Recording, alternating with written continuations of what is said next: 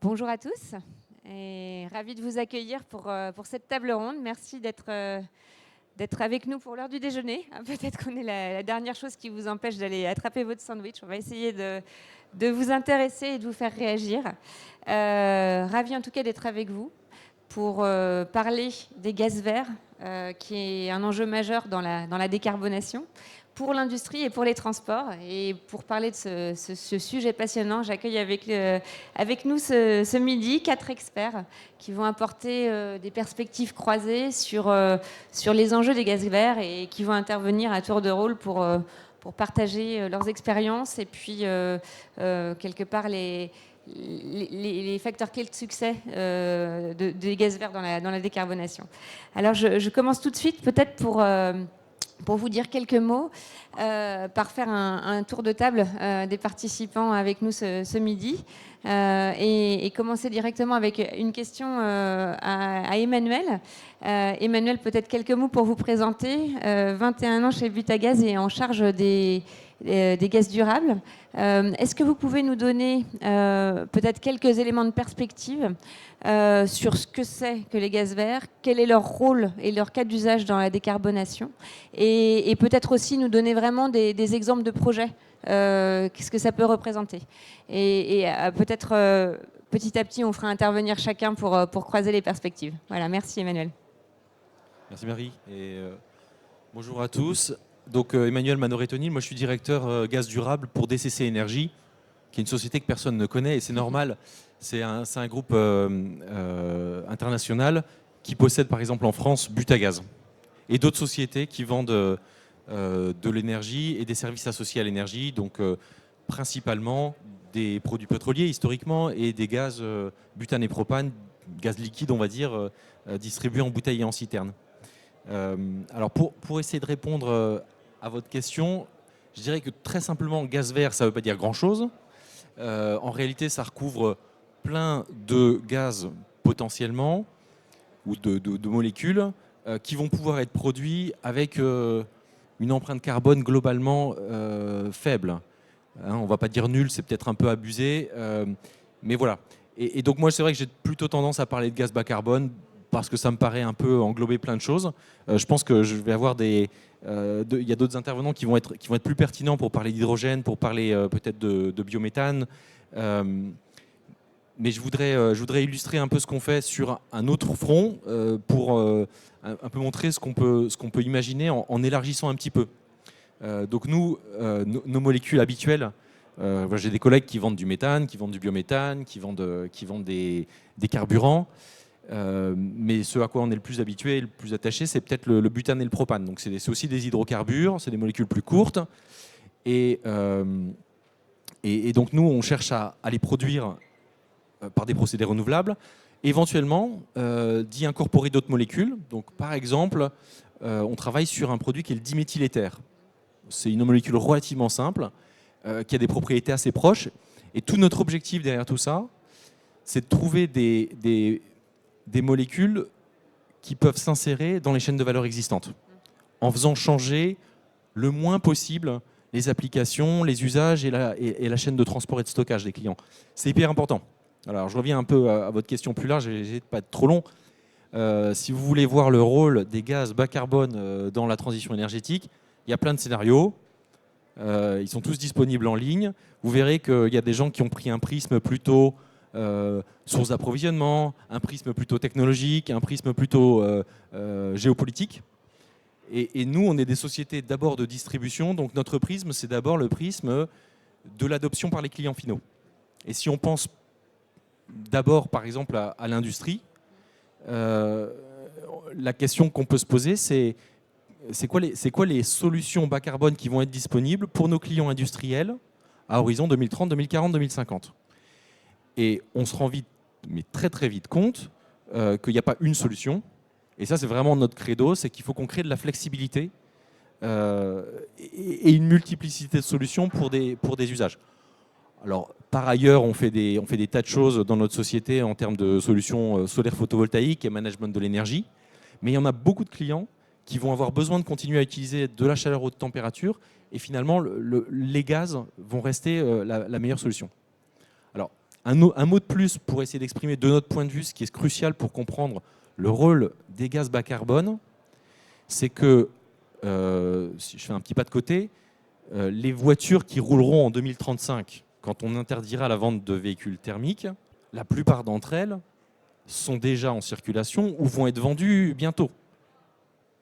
De la même manière, les fours industriels et toutes les applications industrielles qui tourneront en 2035, il y en a quand même une bonne partie qui sont déjà là aujourd'hui. Donc la question, en fait, c'est de se dire, bien sûr, il faudra les remplacer à un moment, mais il y a un cycle d'investissement qu'on connaît, nous, en tant que particulier, quand on se demande à quel rythme est-ce que je remplace mon laptop ou à quel rythme est-ce que je rachète une nouvelle voiture. Et il y a un cycle d'investissement pour chacun de nos clients industriels dans lequel il faut s'insérer. Et ce serait trop bête, j'allais dire, d'attendre 15 ans pour commencer à faire des progrès en termes de transition énergétique sous prétexte que le client n'a pas envie de remplacer son four. Donc qu'est-ce qu'on peut lui apporter? C'est ça, je pense, le truc crucial. Voilà. J'ai peut-être déjà un peu trop parlé, mais je pourrais, par exemple, tout après. On y reviendra et c'est super intéressant. Merci, merci Emmanuel. Effectivement, dans l'industrie qui est quand même un secteur hautement carboné, 18% des émissions en France en 2022, il y a un enjeu majeur de trouver des solutions, et pas dans 30 ans, dans 20 ans, dans 50 ans, mais dès maintenant avec les parcs industriels qui existent. Peut-être pour réagir sur ce sujet, à la fois avec une vue industrielle, mais aussi avec une vue sur les transports. Thierry Duty, je vais vous faire réagir. Vous êtes directeur régional chez Total Énergie Auvergne-Rhône-Alpes, depuis 27 ans dans le secteur, et vous avez à la fois une vue sur l'accompagnement des industriels à la décarbonation, et aussi un historique fort que j'avais bien noté sur les transports. Donc c'est intéressant d'avoir votre perspective croisée sur ces deux secteurs qui sont hautement sous pression de transition énergétique. Est-ce que vous pouvez nous parler de votre vision sur la sobriété dans l'industrie d'abord? Quel impact sur le niveau d'activité et quels exemples de solutions concrètes? Oui, bonjour à tout le monde. Effectivement, depuis quelques mois, je suis directeur régional en Auvergne-Rhône-Alpes pour porter dans les territoires ces échanges sur comment accélérer la transition énergétique. Et depuis 4 ans, en fait, je travaille sur les énergies renouvelables et notamment en accompagnant de grands secteurs d'activité sur leur feuille de route de décarbonation. Et notamment sur ces secteurs, le secteur de la mobilité, avec les constructeurs d'avions, de camions, de voitures, mais également ceux qui les utilisent, et notamment le secteur du transport logistique. Ce qui est intéressant par rapport à cette sobriété, alors moi je parlerai plutôt de sobriété et efficacité. Hein. L'ambition climat, elle a 3 grands piliers: sobriété, efficacité, révision de nos modes de consommation, et puis ce qu'on appelle le switch fuel, effectivement aller vers des carburants, une énergie décarbonée, et ces 3 piliers qui ont à peu près le même poids. Hein. Voilà. Et quand on a travaillé sur notamment les constructeurs automobiles, les Renault, les Stellantis, dans leur feuille de route de décarbonation, ce qui était intéressant, c'est que la première action finalement, là maintenant, ce que vous disiez, la transition, on n'est pas obligé d'attendre 15 ans. C'est effectivement cette efficacité énergétique, cette sobriété, en regardant leurs process, mais également leurs implantations foncières.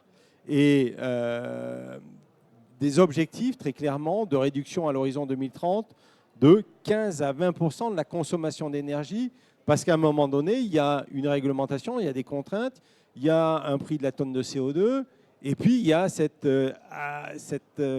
adhésion à l'ambition climat. Et des exemples très concrets, c'est quand vous prenez un car manufactureur, c'est pareil pour les avions, c'est pareil pour les camions. Grosso modo, ils consomment en énergie 50% électricité, 50% chaleur-gaz. Bon, l'électricité, ils sont partis sur la première chose qu'on fait, du Lightning, qui permet de réduire de 80% des corporate PPA, de la production sur site, de l'autoconsommation, etc. Sur la chaleur-gaz, ça va dépendre des procédés. Et dans la production de voitures, vous avez des températures qui sont effectivement, je ne parle pas de l'aspect fonderie, mais sur les températures peinture, des 160, des 180 degrés.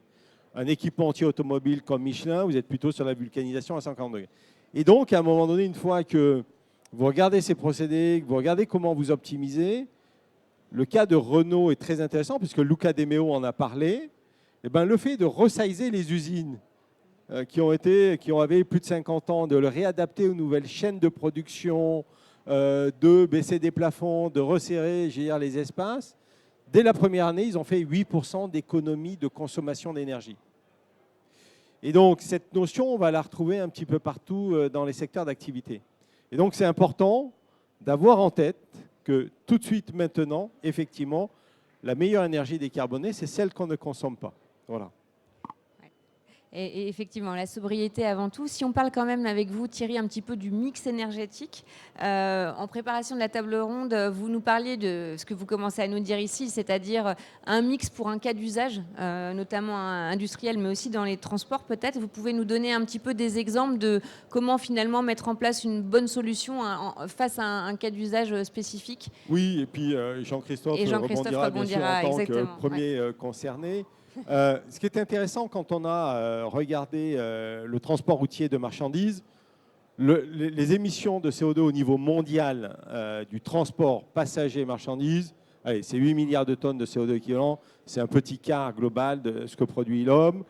Les passagers, c'est 5 milliards de tonnes. Les marchandises au global, tout transport, c'est 3 milliards de tonnes. Et si on prend les projections de l'IAE sur l'évolution 2050 versus 2020, c'est en double, c'est les tonnes kilomètres. Et donc, effectivement, on prend les enjeux de maîtriser les sujets. Il y a un driver important, et Jean-Christophe en parlera, c'est l'aspect réglementaire. Parce que nous, Total Energy, on est là pour amener l'énergie dont nos clients ont besoin et qui plus est dans ces transitions énergétiques. L'aspect réglementaire, il est fondamental, notamment quand on est en Europe. Si on compare par rapport à la Californie, qui est un État qui a été à l'avant-garde sur ces sujets de transition énergétique. La spécificité européenne, c'est le camion, l'approche camion zéro émission, c'est-à-dire l'approche dans l'analyse du cycle de vie, tank to wheel, du réservoir du camion à la roue, et non pas plus du puits à la roue, et plutôt justement sur les gaz verts, notamment biogaz ou biocarburant, serait une opportunité. Donc on regarde dans un cadre réglementaire. Ensuite, les maturités technologiques. Très clairement le moteur thermique, la batterie électrique, et puis l'hydrogène. Dans la logique zéro émission, c'est la pile à combustible, mais on voit bien que le thermique, notamment par rapport aux applications off-road, est en train de se développer. On regarde cela. Et derrière, vu qu'on sort d'un marché mature, d'une économie mature fossile, on revient vers le client. Et on parle de customer centricity. On remet le client au cœur des enjeux, de dire c'est quoi vos contraintes d'usage. Et on voit bien qu'on passe d'une énergie fossile maîtrisée, qui donne de l'autonomie, qui est disponible, qui est stockable, à des solutions qui ont des contraintes d'autonomie, qui sont en développement de maturité, qui ne sont pas forcément stockables, qui ont des temps de recharge, je pense à la recharge électrique batterie, qui prennent du temps versus un diesel, un gaz ou donc gaz hydrogène, j'associe. Et ce qui fait qu'à un moment donné, selon les activités, la solution d'énergie décarbonée ne peut pas tout balayer. Et donc on est dans ce moment-là de repartir des usages et quelle énergie peut répondre. Une fois de plus, on est dans le cadre européen. Et ça veut dire que tout de suite, maintenant, il y a des solutions qui existent, biocarburant, biogaz, qui, dans des approches d'un cycle de vie, peuvent tout de suite décarboner. D'accord ? Et puis, dans le cadre réglementaire européen, à moyen et long terme, mais quand même avec des jalons ambitieux au niveau européen, on va bien, et on l'a vu à Solutrans en novembre dernier, il y a des solutions sur la batterie électrique, il y a des solutions sur l'hydrogène. Et c'est là où nous, très clairement, on a annoncé en début d'année à la fois la création avec Air Liquide d'une JV 50-50 Total Énergie Air Liquide Teal Mobility pour déployer sur l'Ouest Europe 100 stations hydrogène à 10 ans. Fin 2024, on aura une vingtaine. En travaillant avec les transporteurs, typiquement, je pense à Prima Frio, qui nous a dit, moi de l'Espagne, je dois traverser, donc où est-ce que j'ai envie de tester l'hydrogène, où est-ce que vous mettez des stations pour traverser la France du sud au nord. Donc c'est comme ça qu'on a des stations hydrogène qui vont arriver entre Bordeaux et Paris. On en a à Reims, on en a du côté de Mâcon. Et puis également sur l'électrique, où on vient de publier avec notamment Vinci Autoroute, Enedis, les OIM, une étude sur la recharge électrique du camion longue distance, mythe ou réalité. Il y a un champ des possibles, mais il faut y aller d'une certaine façon. Et donc là aussi, on apporte les différentes possibilités et en proximité avec les besoins des transporteurs, les constructeurs et puis les chargeurs. Parce que si le transporteur n'a pas de chargeur pour aller dans ces sujets-là, il n'y a rien qui se passera. C'est intéressant et merci Thierry. Et je pense que je vais faire réagir immédiatement là-dessus Jean-Christophe Gautron. Jean-Christophe, vous êtes délégué territorial de l'OTRE, l'Organisation des transports routiers européens Auvergne-Rhône-Alpes. Et vous êtes également délégué général transport léger au niveau national. Ce qui est particulièrement intéressant aussi pour nous aujourd'hui, puisqu'on parle gaz bas carbone, pour reprendre la terminologie d'Emmanuel, c'est que vous êtes également l'auteur du livre blanc rétrofit biométhane. L'auteur, en co-auteur. L'initiateur du livre blanc avec GRDF et l'ADEME. Donc vous avez ces différentes casquettes, à la fois votre prisme transport qui est particulièrement intéressant. J'aimerais, avant de vous faire réagir un pas plus loin sur d'autres sujets peut-être plus industriels, vous faire rebondir sur ce que disait Thierry à l'instant et quelque part vous écouter sur votre vue du mix énergétique par rapport aux différents cas d'usage et quel principe de réalité dans le temps dans lequel on est aujourd'hui, qui est un temps où on hérite d'un parc, on vous a tous entendu, un parc à la fois industriel et mobilité, qui a ses contraintes. Quelle est votre perspective là-dessus, Jean-Christophe ? La perspective, je pense que Thierry l'a dit précédemment, nous, ce qui est déterminant pour nous, c'est le cas d'usage. Et c'est ce qui déterminera un mix énergétique. Et nous souhaitons et nous faisons en sorte, dans notre relation au pouvoir public et la représentation nationale notamment, d'éviter l'erreur qui a été faite il y a une soixantaine d'années. On a dit la mobilité industrielle, c'est le gazole. On voudrait éviter qu'à l'avenir, et puisque les projections sont relativement courtes, 2030-2050, c'est demain à l'échelle du monde, on évite les mêmes erreurs. Donc, on nous parle effectivement, le monde politique nous met en avant le modèle électrique, dont on ne conteste pas le bien fondé, mais sur des cas d'usage de courte distance, de logistique de proximité. Et on est persuadé que sur les longues distances, le moteur thermique, dans sa version gaz et notamment biogaz, a tout son intérêt. Quelques exemples. Lorsqu'on parle, vous parliez de mon statut de responsable national de la logistique urbaine et du transport léger. Quand on prend un transport léger classique à l'heure actuelle, dans ce qui nous est proposé à l'heure actuelle en termes d'énergie, le réchauffement climatique a aussi son influence en termes de climat.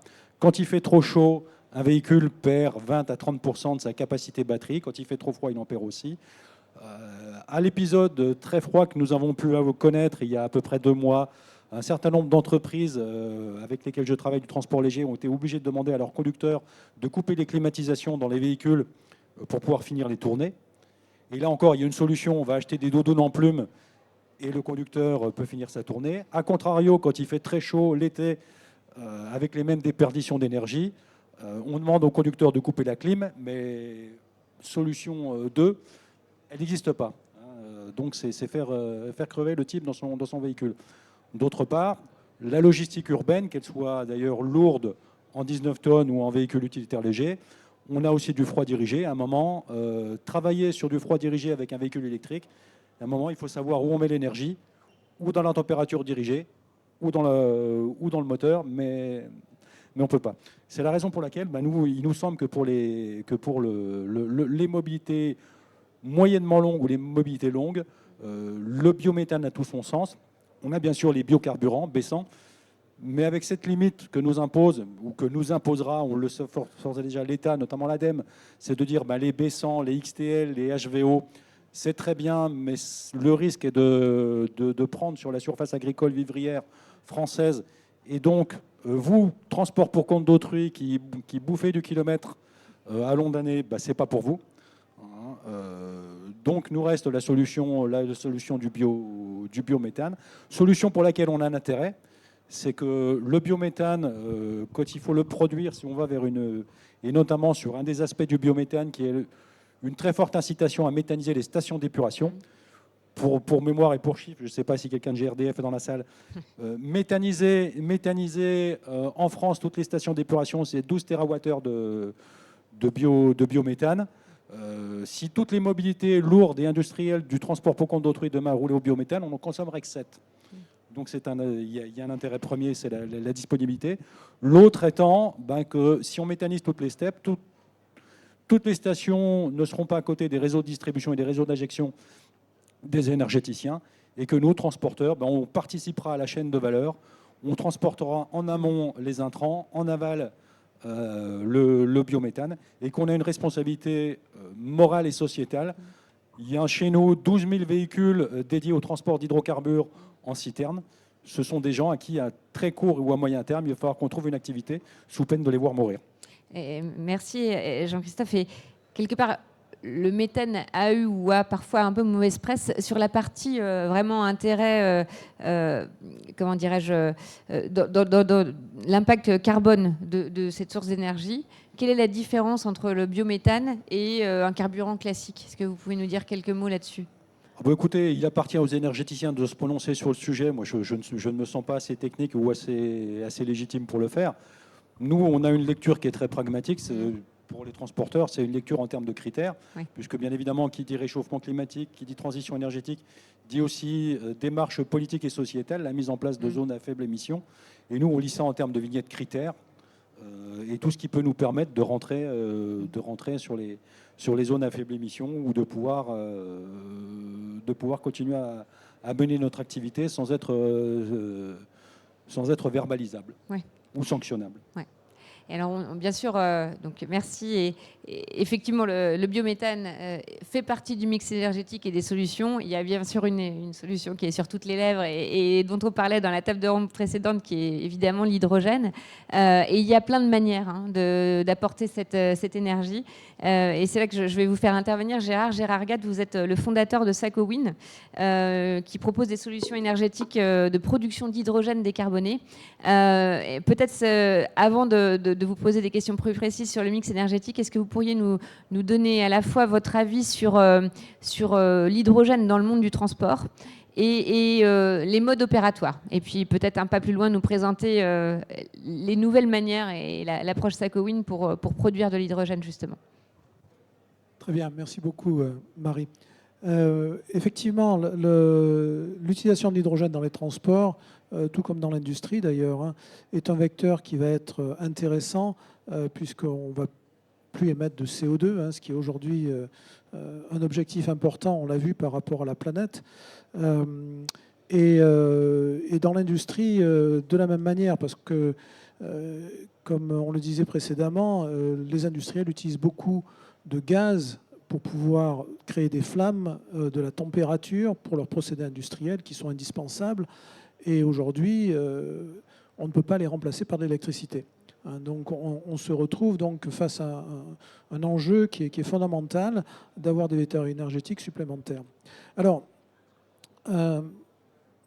SacoWin, je fais juste une petite aparté, parce que la transition énergétique, aujourd'hui, on y est rentré dedans par obligation. On voit ce qui se passe dans le climat, on se dit il faut agir vite, maintenant c'est le moment, on ne peut plus attendre. On a des infrastructures existantes, comme on le précisait précédemment. Comment faisons-nous? Peut-on avoir des solutions pragmatiques qui vont permettre d'utiliser ces infrastructures mais ne plus émettre de CO2? Voilà, un certain nombre de questions qui sont très importantes à traiter pour pouvoir réduire les émissions de gaz à effet de serre le plus vite possible. C'est quand même notre objectif. L'hydrogène n'est qu'un moyen de faire ça. Alors, il y a diverses manières de produire de l'hydrogène, vous les connaissez. Nous, alors, on a une manière un petit peu... Pour être très honnête, en fait, on est parti, comme beaucoup de sociétés, bille en tête avec une technologie en 2017, quand j'ai créé la société, qui était une forme particulière d'électrolyse, qui permettait d'avoir une efficacité énergétique particulière. Et puis, on a eu la chance d'avoir un problème qui nous a stoppé net dans notre développement et nous a obligés à revenir, à réfléchir à ce qu'est la transition énergétique. C'est-à-dire à considérer les facteurs clés pour la réussir, qui sont autour des volumes qui sont absolument gigantesques, parce que ne plus émettre de CO2, ça veut dire quoi? Ça veut dire ne plus brûler de carbone, ne plus oxyder la molécule de carbone qui nous aide à produire de l'énergie. Ça représente aujourd'hui 40% de notre mix énergétique actuel. avec toute la sobriété énergétique qu'on cherche à mettre en place et qu'on va mettre en place parce que c'est indispensable, hein. L'énergie qu'on n'utilise pas, c'est quand même des émissions en moins, c'est évident. Il va falloir quand même augmenter notre capacité énergétique pour 2050 d'à peu près 40%. Donc, ça veut dire quoi? Ça veut dire qu'on a 80% de nouvelle énergie à trouver aujourd'hui. C'est juste gigantesque. On n'a jamais eu un enjeu pareil devant nous jusqu'à présent. Il faut qu'on réfléchisse au problème différemment. On ne peut pas juste se lancer dans des technologies et espérer qu'elles fonctionnent. Et donc, Sakoin, on a eu cette chance d'avoir ce problème qui nous a obligés à y réfléchir à ça. On a vu que, premièrement, face à un enjeu de dimension pareille, il faut utiliser une ressource naturelle qui soit disponible en grand volume, sans conflit d'usage. Parce que si je dois choisir entre arroser mon jardin ou faire de l'énergie, à des volumes pareils, c'est juste impossible. Donc voilà, le méthane a cet avantage de pouvoir être destiné à faire de l'énergie, rien d'autre. Ça, c'est un gros avantage. Le deuxième point, on l'a cité tout à l'heure, c'est l'efficacité énergétique. Ne plus émettre de CO2, donc ne plus utiliser l'énergie du carbone, il faut la remplacer par quelque chose. Parce que ça veut dire quoi? Ça veut dire qu'on va surconsommer nos ressources naturelles, forcément. Et donc, si on veut limiter l'impact sur la planète pour que ce soit acceptable par l'environnement dans lequel on vit, eh bien, il faut être beaucoup plus efficace énergétiquement. Et donc, première des choses, commençons par utiliser la molécule qui, d'un point de vue de la physique, demande le moins d'énergie possible pour pouvoir produire un vecteur énergétique qui n'émette pas de CO2. D'accord? Et ça, c'est le CH4. CH4, quand vous lui retirez le C, hein, la molécule de méthane, vous avez 2 H2 de l'autre côté, donc de l'hydrogène, et ça demande 75 kJ par mol, qui est le niveau énergétique le plus faible de toutes les molécules qu'on connaisse aujourd'hui sur la planète. Voilà. Donc, c'est un point qui est essentiel à comprendre. Et puis, il y a le dernier point, en termes de circularité, c'est qu'aujourd'hui, on ne veut plus émettre, on sait qu'il ne faut plus émettre, on a tous compris ça maintenant, de carbone dans l'atmosphère. Mais ce carbone, il vient d'où? Il vient du sol. Hein, les plantes aujourd'hui recyclent le carbone et le mettent dans le sol. Il a une fonction essentielle dans le sol, le carbone, c'est la rétention d'eau. Aujourd'hui, notre mécanisme agricole, industriel et notre mode de vie fait que l'on consomme ce carbone dans le sol sans le remplacer. Et nous avons des sols qui s'appauvrissent et qui ont en carbone et qui ont beaucoup de mal à retenir l'eau, de plus en plus de mal à retenir l'eau. Les plantes poussent moins bien, elles absorbent moins de CO2 et on a un phénomène qui s'emballe qu'on voit aujourd'hui. Okay.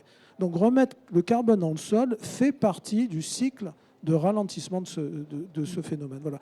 Et donc, au travers de cette analyse, on s'est rendu compte que finalement, on était passé à côté d'un sujet majeur dans la transition énergétique, qui est la décarbonation du gaz.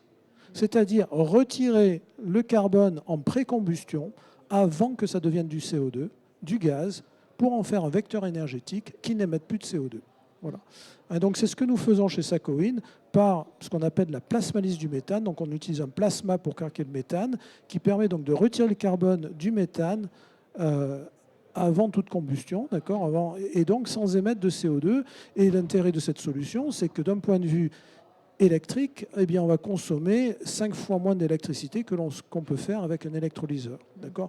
Donc on est dans des consommations énergétiques qui deviennent compatibles avec nos enjeux de la transition énergétique. Ouais. Voilà.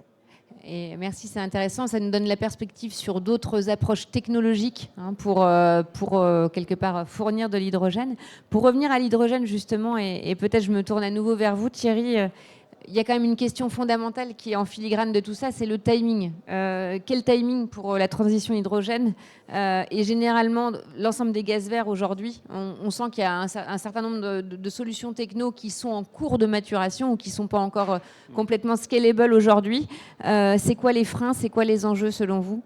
Alors, timing de la transition hydrogène, aujourd'hui dans le monde, c'est grosso modo 100 millions de tonnes d'hydrogène qui sont utilisés dans des secteurs lourds comme la chimie ou le raffinage. Et donc, on est au premier titre concerné. Donc, le timing, c'est commencer tout simplement dans se décarboner nous. Et donc, avoir de l'hydrogène bas carbone dans nos raffineries. Pour ça, on le voit, ne serait-ce déjà en France, entre différents projets et différentes approches. L'AMED, donc à côté de Marseille, c'est via électrolyseur en partenariat avec Engie.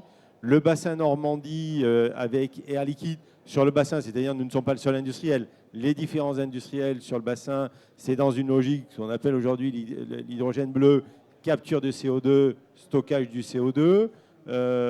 Sur Grand Pic, on transforme, on est dans une logique où là, on va produire beaucoup de SAF, notamment pour la plateforme de Roissy, mais également, on a des bioplastiques et on a donc, des productions de biogaz qui vont aller alimenter une filière agro sur les plastiques. Donc, on voit que selon les territoires, selon les assets, selon les opportunités technologiques, on a différentes approches. Et l'autre élément pour ce timing hydrogène, c'est très clairement envoyer aux différents acteurs du marché qui sont sur ces sujets, c'est en tant qu'off-taker un signal fort de dire on a lancé un appel d'offres il y a quelques mois, 500 000 tonnes d'hydrogène par an jusqu'à 2030 pour justement décarboner nos raffineries, nos 6 raffineries européennes, avec un objectif d'avoir moins 40% d'émissions de CO2 en 2030 et spécifiquement pour la France, moins 50%. D'accord ? Donc ça, en termes de timing, eh ben, c'est aller amorcer le marché en tant qu'off-taker majeur sur ce site-là. Ensuite, quand on projette à plus longue échéance dans notre feuille de transition et qui est en ligne avec l'Agence internationale de l'énergie, c'est aujourd'hui dans notre mix énergétique qu'on vend, on est à 10% d'énergie renouvelable, principalement électricité. 20% en 2030, et quand on regarde 2050, c'est 50% d'électricité renouvelable, 25% ce qu'on appelle les nouvelles molécules, dans lesquelles on va trouver l'hydrogène bas carbone, le biogaz, gaz vert. Et donc sur ces sujets-là aussi, sur le biométhane, aujourd'hui en France, on a fait il y a 2 ans l'acquisition de Fonroche, qui était le leader. On amène notre dimension industrielle, c'est-à-dire on a des unités standards, c'est 50 gigawatts. Les dernières qu'on sort, elles sont à 150, 160.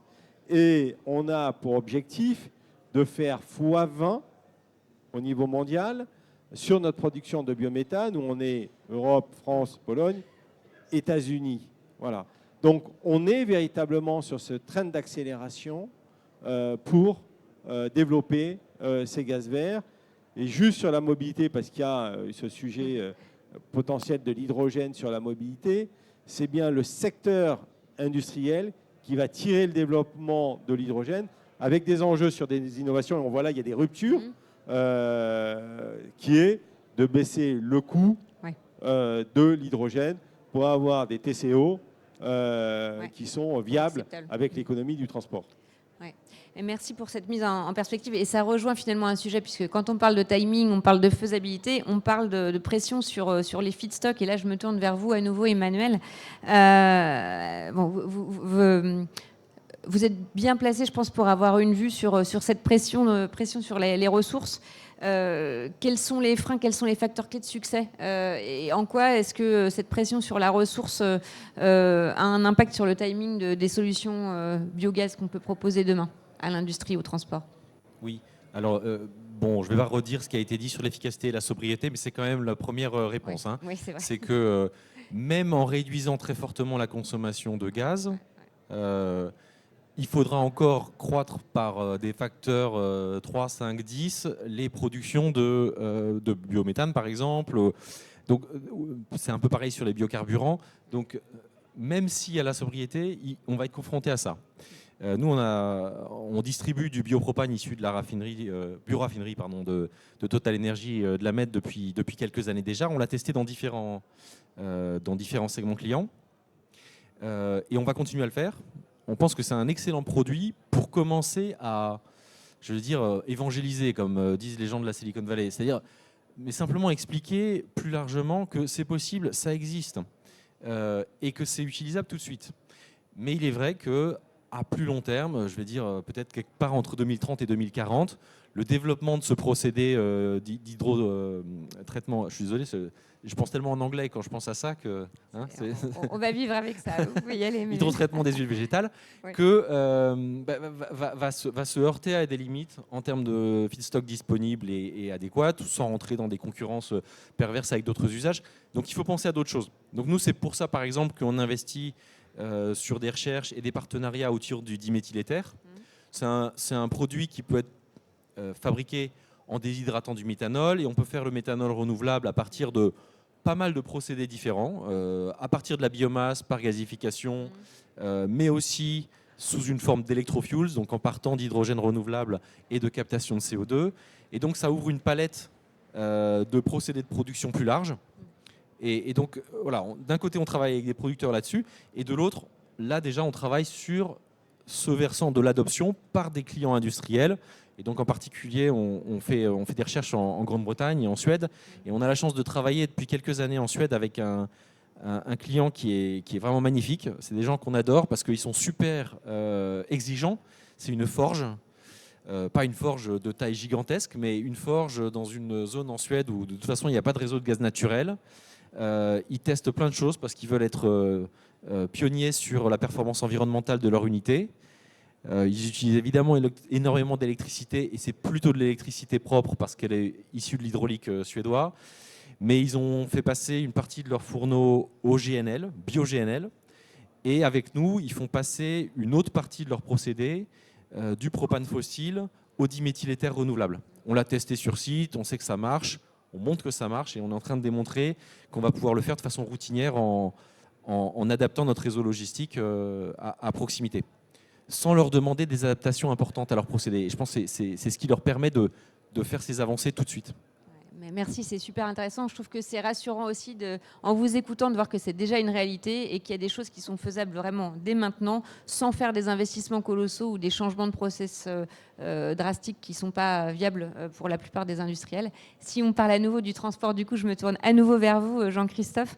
Je suis intéressée, parce qu'on parle de démarche volontariste ici, de vous écouter sur l'engagement que vous attendez et que vous demandent à la fois vos clients et les donneurs d'ordre institutionnels. C'est quoi les évolutions nécessaires? C'est quoi les solutions de financement aussi? Parce que c'est quand même un enjeu majeur dans le secteur des transports. Écoutez, c'est un aspect primordial parce que pour reprendre d'un point de vue sémantique, quand on parle de transport, il faut bien préciser que nous, organisations patronales, par rapport à nos entreprises, nous sommes transporteurs pour compte d'autrui. C'est-à-dire que par définition, nous roulons pour d'autres. Dans le transport routier de marchandises, nous roulons pour des clients, des donneurs d'ordre. Dans le transport routier de voyageurs, qui est aussi dans ma sphère de représentation, on roule pour des autorités organisatrices des mobilités, donc qui sont par définition autrui. Donc si nos donneurs d'ordre ne s'insèrent pas dans la logique de développement durable et nous demandent de porter seuls la transition énergétique, on va vers un échec. Donc effectivement, au-delà de cet aspect, on attend aussi des pouvoirs publics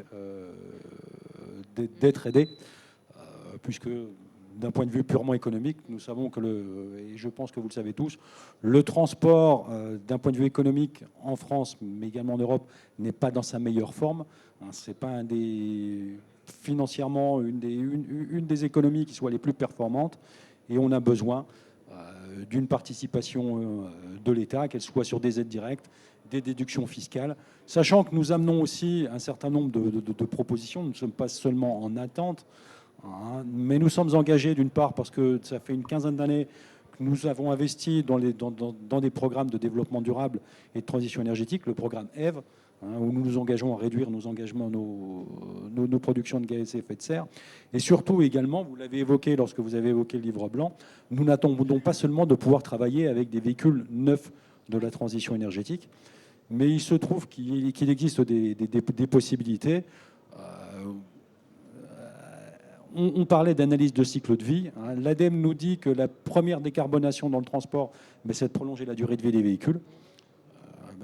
Un des premiers aspects est cet aspect de rétrofit, et notamment, vous évoquiez le livre blanc de rétrofit biométhane. Et pourquoi on s'intéresse à ce rétrofit-là? Si on demande une aide à nos donneurs d'ordre, qu'ils soient publics, les autorités organisatrices, nos clients, nos donneurs d'ordre, on doit leur proposer un accompagnement à un coût raisonnable. Et il se trouve que le rétrofit, quand on prend les trois grandes familles qui nous sont proposées dans la transition énergétique, les biogaz, l'hydrogène ou l'électrique, rétrofiter un camion diesel en biométhane, c'est 50% du coût du véhicule neuf dans la gamme considérée, ce qui est accessible. Le rétrofit électrique qui nécessite un changement complet du moteur, c'est 70% du coût du véhicule neuf dans la gamme considérée, ce qui est un peu moins acceptable pour les donneurs d'ordre. Quand on parle de l'hydrogène, le coût du rétrofit en moteur hydrogène, c'est 90% du coût du véhicule neuf. Ouais. Sachant qu'un véhicule neuf, à l'heure actuelle, un poids lourd ou un bus coûte plus d'1 million d'euros l'unité. Ce qui fait qu'on regarde l'hydrogène comme effectivement une perspective d'avenir, mais à très court terme, puisqu'on doit décarboner d'ici 2030, Ouais. et demander d'être accompagné, avec la nécessité d'être accompagné. Les solutions, notamment le biométhane, par l'aspect du rétrofit, notamment, mais pas seulement, est pour nous un facteur de décarbonation et de transition financièrement acceptable pour nos entreprises. Ouais. Merci de remettre ça en perspective. Effectivement, nous chez Simon Kucher, je ne me suis pas présentée, mais on accompagne nos clients à définir les business models et de la durabilité pour qu'ils soient réellement durables. Donc remettre cette perspective financière sur la table, qui est vraiment le principe de réalité, c'est super important. Et ça va me permettre de me tourner vers vous, Gérard, pour peut-être la dernière question de cette table ronde. On a parlé donc avec une vue transport sur la partie financement de l'hydrogène. Quelles sont les solutions? On sait qu'aujourd'hui, c'est quand même une solution fortement coûteuse et certains acteurs sont volontaristes et déjà investissent en avance de phase. Mais quelles sont les solutions de financement concernant l'hydrogène et quel levier de valorisation du carbone qui peut être un point clé dans l'équation? Oui, tout à fait. Alors, disons, petit rappel, disons, sur la solution qu'on propose, l'idée, c'est de réutiliser les infrastructures existantes pour pouvoir directement décarboner à partir de votre réseau de gaz, directement sur le site de consommation, à la demande, le gaz utilisé pour pouvoir faire du process industriel ou de la mobilité avec des stations de recharge d'hydrogène. Le financement de l'hydrogène aujourd'hui en France est très orienté vers certaines technologies, comme on le sait bien. Donc, ce qui est très bien pour pouvoir déployer les solutions actuelles, parce qu'on a besoin de financement pour les déployer, les solutions électrolytiques en particulier, où on est en train de passer sur des TRL élevés et des développements en massification qui deviennent de plus en plus importants, ce qui est important de le faire, bien sûr. Mais ça aussi ça limite en fait l'innovation, en particulier l'innovation de rupture, qui a du mal à se faire financer parce qu'on n'est pas dans les cadres de ce qui est déjà aujourd'hui dans la stratégie hydrogène. La décarbonation du gaz par plasmalyse du méthane aujourd'hui, si on regarde la stratégie hydrogène française, on commence à avoir je crois qu'il y a 3 mots qui ouvrent la porte à la possibilité de faire cette solution-là. Donc on approche bien entendu les différents organismes publics de ce côté-là pour pouvoir faire évoluer les modes de pensée et arriver à prendre en compte ce genre de choses. Il y a un autre aspect qui est important au niveau du carbone, comme vous le soulignez, Marie, c'est qu'aujourd'hui, on confond carbone et CO2. La taxe carbone, c'est une taxe CO2, c'est-à-dire que c'est sur les émissions de CO2 dans l'atmosphère, d'accord ? Tout ce qu'on fait sur le CCU, carbone capture et utilisation, c'est le carbone capture et utilisation du CO2, pas du carbone. D'accord ? Pas du carbone solide.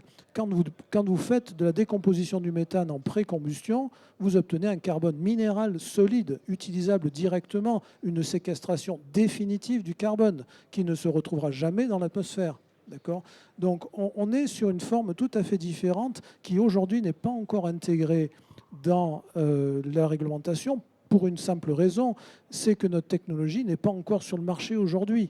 Et c'est pour cette raison-là. Donc, comme les premiers exemples vont venir cette année, on va installer notre premier démonstrateur chez un groupe d'industriels suisse, en fait, qui étudie en fait justement cette possibilité de décarboner.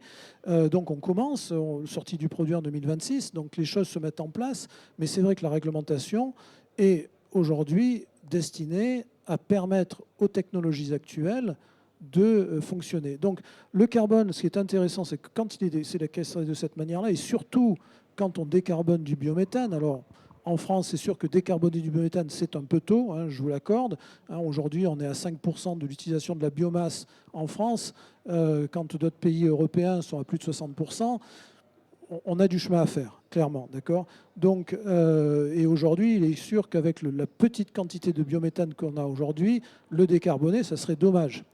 Mais le jour où on aura de la quantité qu'on va pouvoir le décarboner, là, on va véritablement pouvoir réduire les émissions de gaz à effet de serre de manière importante. Parce que quand on continue à faire de la combustion de méthane, qu'il soit biologique ou fossile, peu importe, on émet du CO2 bien sûr, d'accord, mais on émet aussi du CH4. Il ne faut pas l'oublier. Alors pas en grande quantité, vous allez me dire, hein, moins d'1%, bien sûr, mais sur 20 ans, ça a 86 fois l'impact du CO2.